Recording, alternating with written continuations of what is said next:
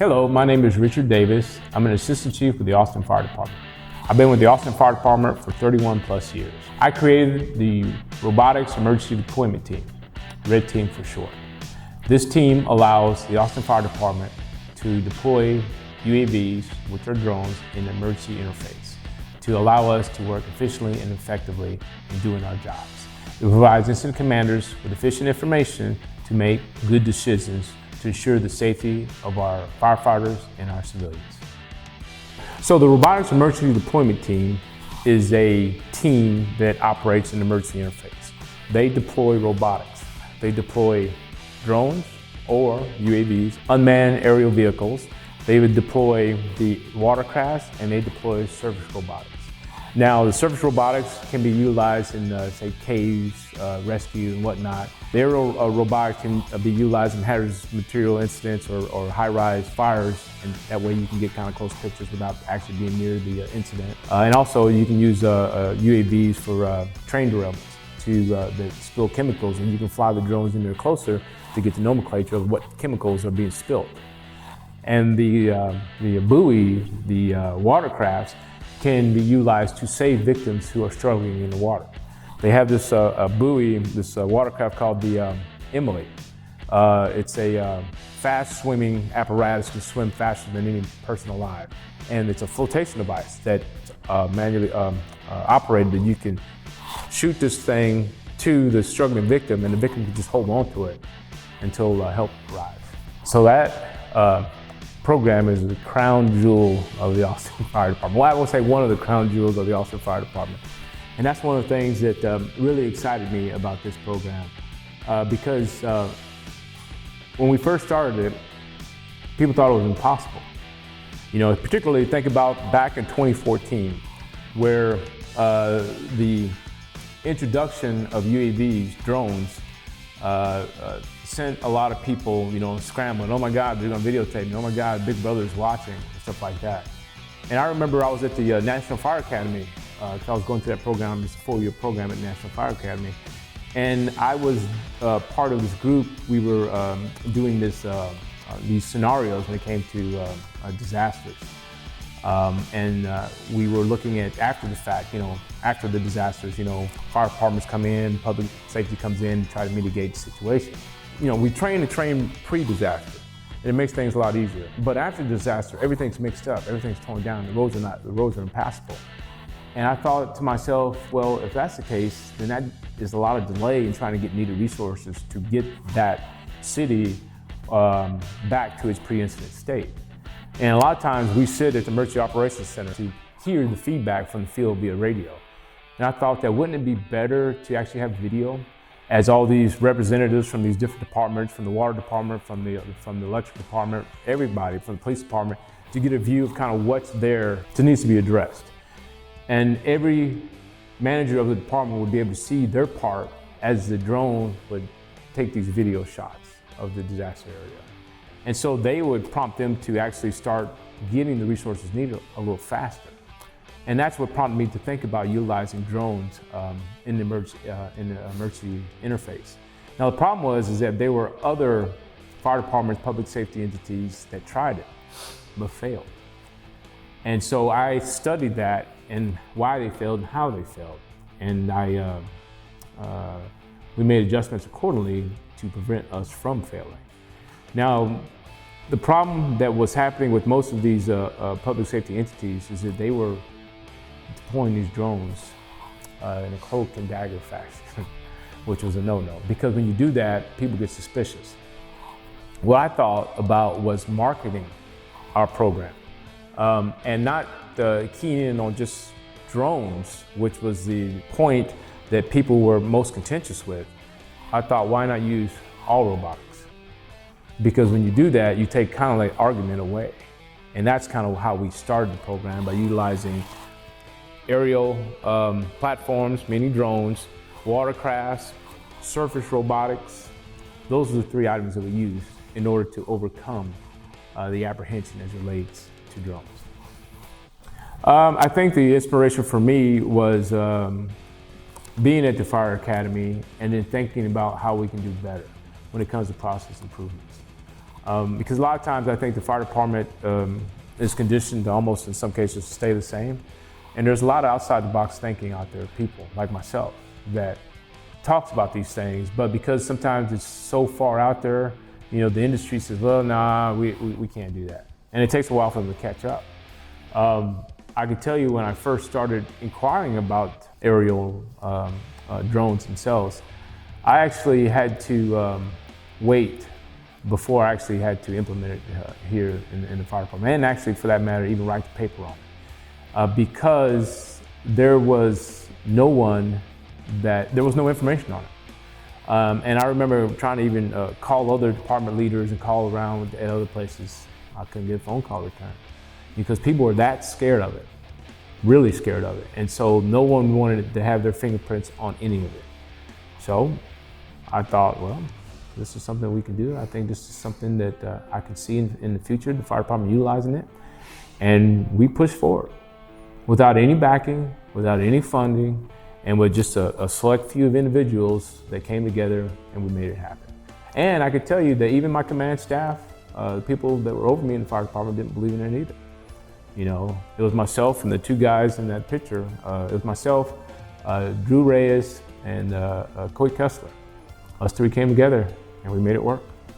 And we even expanded the team eventually, and it even got bigger. And today it's implemented into the fire department, and we train other public safety entities on how to get their robotic program started. So the initial idea and concept behind the program was to allow the fire department to respond into the emergency interface faster, quicker, and also provide feedback to the incident commander on scene. Well, we have this thing called the, let's say a house fire. We have this thing called 360 hot lap. And so 360 hot lap is when the incident commander or the person first on scene goes around and looks around the incident to get feedback as far as entry points, as far as hazards, as far as what is going on with that particular scene. And he makes his decisions based on the feedback he gets from that. Now, picture, if you will, if you're in a situation where you can't do that, or the incident or say a train derailment is way down there, but you have certain chemicals that you're not sure of. Well, these drones allow you to fly in close without exposing anybody, meaning your firefighters. And remember what I said earlier, life safety is our #1 priority. Well, this helps assist with maintaining life safety. And the drones will fly in, get the information the incident commander needs. The incident commander can make those decisions based on the feedback he has, and it allows the incident to go smoother, quicker, without impacting lives. The main challenges, I think, was belief. And I think that also, because of the lack of belief, it was also funding. No one saw kind of what we saw as it relates to the program. And I kind of laugh about it now because seeing so many programs that are out there now. And one of the questions I always got was like, well, how'd you do it? How'd you get it started? Because there had been lots of other programs that failed. Now, I believe in marketing, and I believe that the problem was, as I mentioned earlier, was that they were taking the wrong approach to this with the cloak and dagger type mentality. But we lifted the veil. I wanted people to see what we were doing. I wanted people to understand what we were doing. Now, the hard sell for us initially is that when we first started, we were working with Texas A&M to study the possibilities of utilizing robotics in their emergency interface.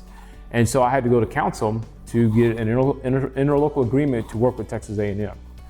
And I remember it was Councilmember Spellman. And he was asking some hard questions, some really good questions. And he asked a question about, well, what if I'm in the swimming pool in my backyard and I'm hanging out, and what if that drone comes over and flies over my pool and you guys are watching me? And it was a kind of funny example, and I kind of laughed, and I said, well, Councilmember Spellman, I said, do you trust your fire department to do the right thing? And he looked at me, he goes, yes, I do. I said, thank you, sir. And then the rest is history. We got the green light to make it happen. But again, even though we were studying the concept of utilizing drones, we still had funding problems. and also trying to get our first drone. And that was the other piece that the fire department didn't want to support. And so the question came up, well, how are you going to get it? And we couldn't just buy one right out because the fire department wouldn't support it. But I thought of an idea of how we could get one. I thought of an idea that if we went through a training program, because the fire department will pay for training, that I could get a drone as a byproduct through the training, which worked. Yes, it really worked. And so we got our first drone. It was Electron. It was a big monstrosity. You know, it's not by today's standards when it comes to drones. But we got it, and the team was able to train on it, to learn everything, the ins and outs about the drone and how it operates, and you know, how, you know, the wind and speed and all the stuff, that how we can go about, you know, actually utilizing the drone. We were able to sell it, and we were able to expand the program, and we were able to move it forward. I think that as we got the training, as we got the drone, one of the things that popped up on the radar one time was I got a call. It was actually from Coit Kessler. He says, Chief, they want us. I was like, what? Because at the time, people were kind of like, yeah, you guys have this drone, okay, big deal, but we weren't actually being utilized. And then I got the call from Coit Kessler about, hey, the Sheriff's Department wanted to do a search because there was a flooding incident and there were a lot of cars turned over and there was somebody missing. He asked me, he goes, can we deploy it? I said, yes, deploy the drone. This is our first one. And the drone deployed. Now, we didn't find the individual because the individual was actually found elsewhere. I mean, he was alive and well, but we found vehicles that they hadn't known about that we flew over, and we were able to check those vehicles. And I think that once word got out on our operation and how we were doing stuff, people started to believe. And one of the things, you know, I do believe in is being careful in marketing kind of what the RED team stood for. Now, originally we were called the RAM team, which was robotics assisted mitigation. But I remember sitting there in my house one day and I'm thinking like, no, that's not marketable. And so that's the other piece to it too, as we move this initiative forward. I was thinking also in the marketing standpoint, because a lot of times, remember, people had the negative connotation as related to UAVs. And I wanted to figure out a way to navigate that, to allow us in the minds of the citizens to be open about who we were. And so what I first did was I changed the name, because I was thinking of something, how could something represent the fire department? So what represents the fire department more than anything is the color red. And I was keen on red, you know, three-letter word, red. And I said, I got it. Robotics Emergency Deployment. I had a meeting next day with Coit Kessler and Drew Reyes. I said, you know what, we need to change the name. And they was like, why? I said, because this is marketable. Red team, we can do it. And they loved it. I said, oh, that's great. I said, this is the other thing we need to do. We need to symbolize who we are. I said, because the other problem I see is that the UAVs is kind of like in the abstract. And so because it's abstract, people get all these weird ideas about what we're about. We need to define our name, define who we are. We need to be more concrete in our presence. And so the symbolism I came up with was Pegasus. You know, I said, I wanted Pegasus, a mythical creature. And somebody asked me, well, why is that? I said, well, because we don't exist, you know, because we're a myth. You know, I think that in itself kind of tells our story, because, you know, again, we didn't exist. You know, people didn't really believe until you actually see it. And so we had an individual design this Pegasus logo. And when they showed it to me, I said, that's it. That is it. That is Pegasus. That represents the fire department. And, you know, I knew that this symbol and the fact that I wanted our guys to also dress differently. Guess what? They had red polos, tan pants. You know, I know sometimes people think it looks like Target, but hey, it worked. And so when we were out practicing, when we were out training, you know, we would put signage out and we would advertise, hey, the red team's gonna be in your area, robotics team's gonna be in your area. People would come out, see us, interact. We'd also public education events with the service robotics. I mean, you can see online, there's pictures of kids pointing to the robotics and being involved, and we were selling it to the parents, and they loved it. And the other piece to it when it came to marketing the team is that we also were involved with STEM programs at schools and stuff like that, getting the kids, working with the future to get them to think about, wow, I want to do that. Wow, you guys are ahead of the game.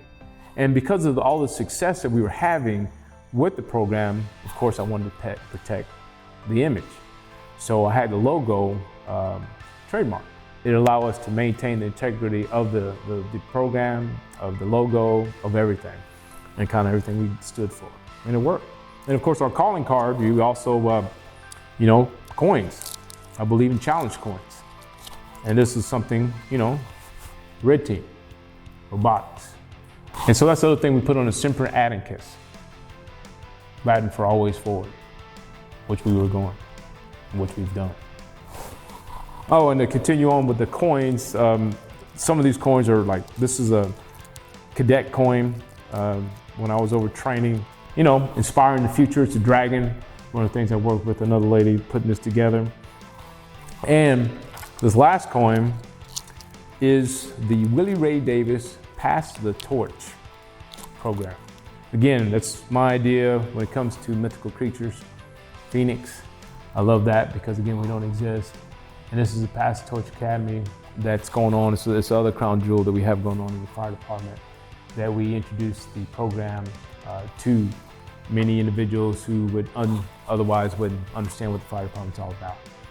And then actually what I did was I actually worked with Miss Aldine Davis, Willie Ray Davis's wife, and got her permission to utilize and to move forward on this initiative. And I also utilized her in one of the Pass the Torch videos. When we first get the class in, we show her explaining what the program is all about. And that video I gave to the Carver Museum. So they have that. Miss Aldine, of course, she's no longer here, but bless her heart, she loved the program. And here's another coin, since we're going down the coin road. This is another program that's in existence. The other crown jewel that's in the Austin Fire Department is the Red Angels program. So this is a coin that I created for fallen firefighter Devon Coney. When I created this program, I read a story, actually a research paper by a Texas researcher that was talking about the gentrification of Austin, East Austin. And one of the things I found fascinating in his report was how the people that were left behind felt isolated. They felt that they really didn't have, that nobody paid attention to them. I thought like, well, how can we feel that? How can we feel that void? How can we feel that feeling of letting those people know that I see you? And that's when I came up with this other project called the Red Angels program, which is this. And so this program is a wellness initiative where we go to different people's houses to give them safety checks of their home. We give them wellness checks when it comes to medical and whatnot. And what the idea behind this program was to lessen the propensity for individuals to call and dial the 911 system. Because a lot of times people will call for a headache or their foot hurt or whatever the case may be. And people just don't know what to do, particularly if you have somebody here that's new or people that are living in disadvantaged areas or on a lower socioeconomic scale. And the 911 system is their healthcare. And a lot of cases, they just don't know where to go or who to turn to. And so that's where this program comes into play. Now, as I thought about this program, I thought about all the pieces connected to it. And that's when I thought about utilizing young energy, utilizing the nurses that are going through school that would fit perfectly and be in line with this program.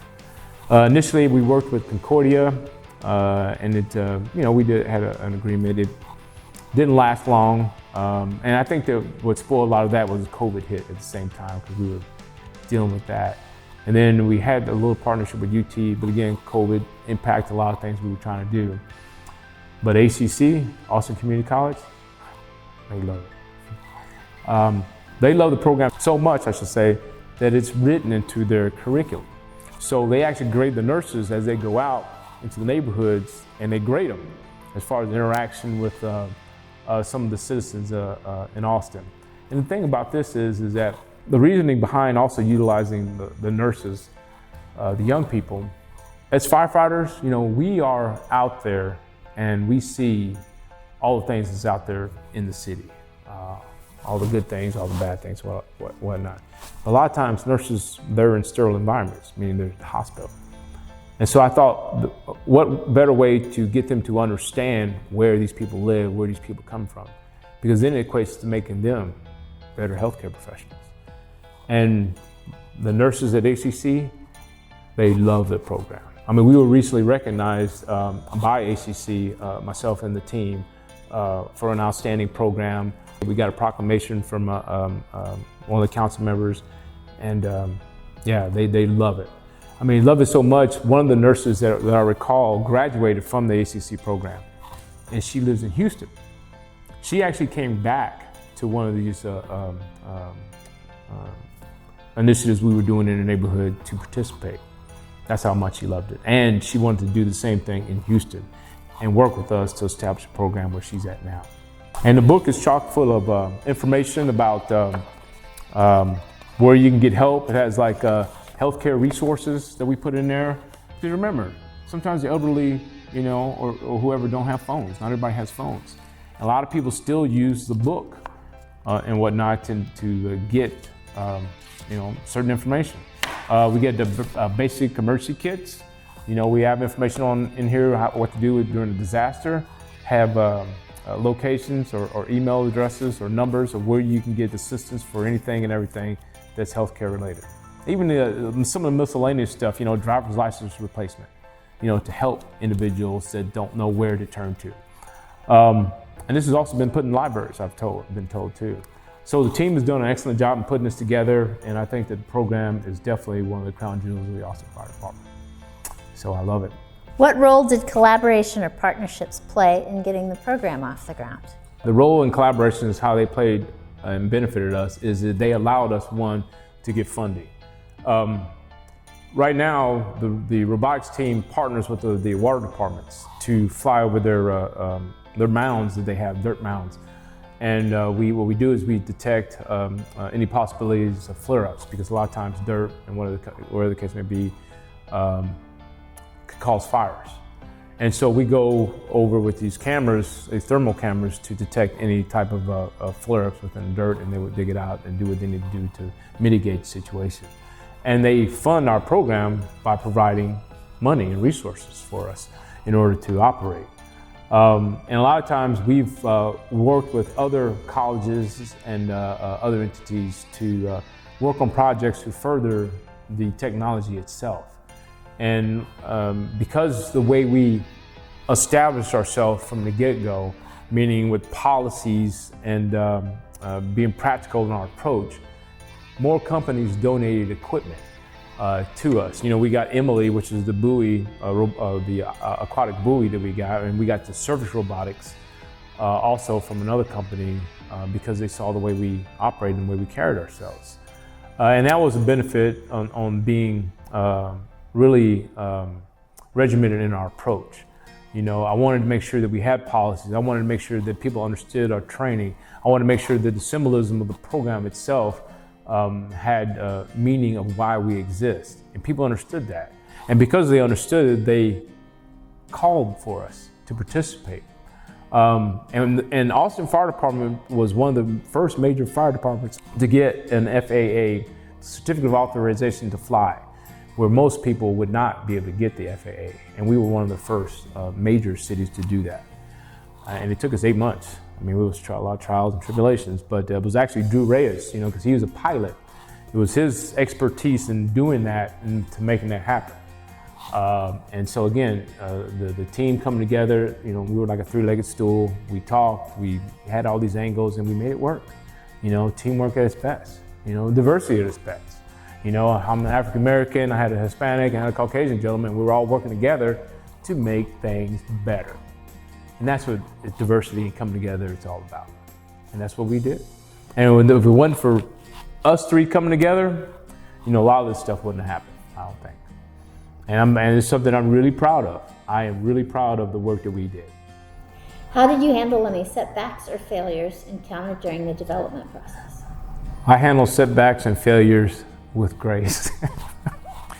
You know, there's a video out there where we had our inaugural flight. And I must say I was nervous because the news people were out there and everybody was watching, and I was sitting there with bated breath, like, okay, come on guys, let's make sure that, you know, we can do this right. Because, you know, I had all these thinking in the back of my mind, like, oh, okay, we got this thing will fly over and it just drops out of the sky. Even though we practiced and even though we had this thing, you know, all set up and how we were going to operate, there's always something that could happen. You know, the wind will come in and, or we'll have a malfunction or whatnot that could happen. But we, you know, we were good. The inaugural flight went perfect. Everything worked out. I would say the only setback that we had was not getting enough funding fast. And I think the other setback, was not getting the support immediately. Because I believe that, you know, timing is everything. And a lot of times, you know, there was missed opportunities. I got asked to go to DC and be part of a technology summit that they were represented programs to come out and be a part of. Well, I asked my bosses at the time, and they told me no. And the only thing I could assume is they really didn't believe in the program. Because the thing about it is, at that time, people thought it was a gimmick. They thought these robotics were toys, you know, that's something that's just passing.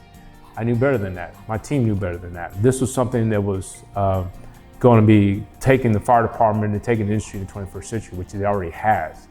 Also, the International Association of Firefighters, you know, I was part of their task force. You know, they started coming around. I was part of that to talk about drones and how we could do better. I was recognized as the one of 7 innovators when it came to drones, you know, in emergency response by UAV News, I believe it was. Because everybody couldn't see what we saw. And because of that, there was hesitation. And I think because of that hesitation, that's why I think that we could have been a lot further, a lot faster if we had backing on the front end and if we had resources on the front end. But we did not get it, but it did not stop the program. The program still lives on, and the program is blossoming even more so even as we speak. The lessons I've learned, just because somebody says no and doesn't believe what you believe or see what you see, doesn't mean it can't happen. I mean, a lot of times people are scared. You know, I believe in, you know, pushing the envelope until you fail. You know, people are afraid of failure sometimes. Why? Failure is a learning experience. You know, we fail, we fall. You get back up. You learn, you adjust. You know, Thomas Edison took him 1,000 tries to build the light bulb. To get the light bulb. You know, imagine if he stopped the first point of failure. Second time, I'm done, I can't do this. Where would we be? We'd be in the dark. You know, you push and you push until you think you can get where you need to get to. You know, now I'm not talking about running fool's gold or fool's errand. If you really believe in something and you put an effort to make it work, you put in the effort to make it work and make it happen. And that's what we did. Even though we got doors slammed, I didn't get phone calls returned. Even the National Fire Academy themselves, where I was at doing this research. Yeah, okay, sure. It's a nice novel idea, but I don't know. I thought, okay, fine. So we took it upon ourselves and we made it happen. So the success of the program that I measure is based on how many other public safety programs that we've trained, how many people that we've trained that want to be part of this. So obviously at first, you know, we couldn't get any phone calls. Now we got people beating on our door wanting to be part of the robotics team. And not only that, they want to build their teams in their own departments. And the fact that we've also implemented this R.E.D team program into our response protocols in Austin. So every time we have a major fire, guess what? R.E.D team members are there to fly and get the footage for the incident commander. And like I mentioned earlier, the reason for that, because it gives the incident commander intel. It gives them more information to make better decisions to ensure the safety of the personnel that's working up under his command. Looking back, is there anything you would have done differently in starting the program? No. I think that that roller coaster ride was what we needed to make it happen. I mean, you know, things are not always perfect, and I think that makes an interesting story. I mean, if it was perfect, it wouldn't be so interesting. I think all the trials and tribulations we went through we're fine. You know, the main thing is that we were steadfast in our approach. We believed in what we wanted to do. And then finally, we convinced other people, you know, the same way to see and be involved. And I think it's one of the proudest moments in my lifetime in order to move this initiative forward, particularly because of the fact that no one else believed in us. We believed in ourselves. And I think if you believe in yourself, you can just about do anything. And that's what we did.